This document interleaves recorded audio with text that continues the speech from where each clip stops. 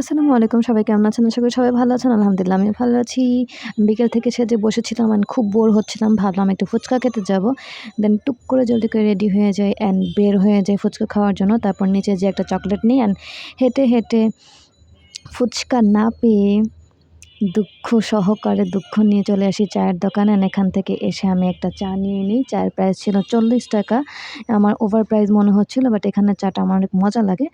তাই আর কি চা নিয়ে নেই অ্যান্ড চা খেতে থাকি অ্যান্ড রাস্তা দেখতে থাকি। তারপর চা খাওয়া শেষ করে আমি চলে যাই অন্য কোথাও অ্যান্ড দেখি যেতেই হাফ রাস্তায় বৃষ্টি। তারপর কী করব? দাঁড়িয়ে থাকি কোথাও, বৃষ্টি কমলে তারপর যাব অ্যান্ড এখানে দাঁড়িয়ে, দাঁড়িয়ে আমি বৃষ্টিটা এনজয় করছিলাম।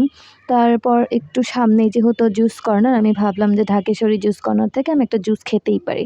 সো এখানে যেয়ে আমি সুন্দর করে একটা পাপায়া জুস অর্ডার করে দেই অ্যান্ড একটা পাপায়া জুস নিয়ে নেই অ্যান্ড এই যে আমি আর আমার পাপায়া জুস, তারপর আবার ক্লিপ নিয়ে নেই অ্যান্ড আবার পাপায়া জুস খাই। পাপায়া জুসটা অনেক মিষ্টি হয়ে গিয়েছিল, যেহেতু আমার মিষ্টিতে প্রবলেম, আমি তেমন একটা মিষ্টি খেতে পারি না। তারপর খাওয়া-দাওয়া শেষ করে আমি আবার রাস্তার ভিউ এনজয় করতে, করতে ডিরেক্ট চলে যাই ধানমন্ডি রাইফেল স্কোয়ারে অ্যান্ড একদম শেষ সময় গিয়েছিলাম আমি। একদম সব ক্লোজিং হয়ে যাচ্ছিল। তারপর একটা দোকান ফরচুনেটলি খোলা পাই। তারপর আমি আমার কর্ন অর্ডার করে দিই। স্পাইসি কর্ন আমার খুব ভাল লাগে অ্যান্ড এটা খাওয়ার জন্য আমার একেবারে কলিজা পুড়ে যাচ্ছিল। তারপর আমি কি স্পাইসি কর্ন নিয়ে নিই অ্যান্ড এটা খাওয়া-দাওয়া শেষ করে চলে আসি ঝিলিমিলি বাত্তি দেখতে, দেখতে বাসায়।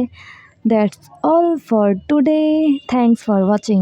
আনফরচুনেটলি ফুচকা খেতে বের হয়েছিলাম, ফুচকাই খাওয়া হলো না। এখনও ক্র্যাভিং উঠে আছে। হি, হি, হি।